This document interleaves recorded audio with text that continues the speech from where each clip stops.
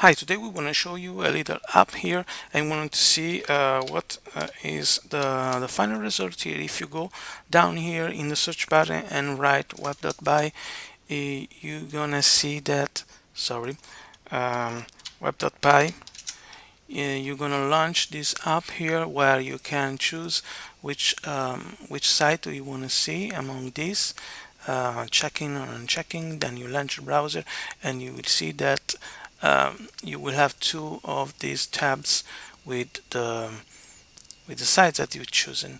So let's go and see how to do this. And this is also this is the final version with an improvement in it, in which you can see we have 5 sites. And if you want to go and add one site, you can go here and do www, for example, yahoo.com, then press enter and you get it here.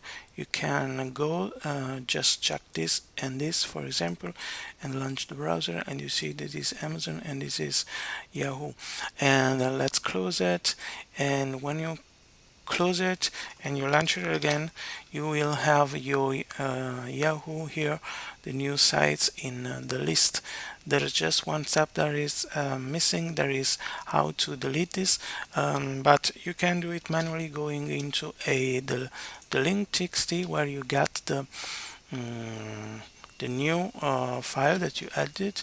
You can then just, let's delete one of these, save it and close it, and go into your program, launch it again, and you will see that you won't have it again. You just have one of these because I left an empty list here.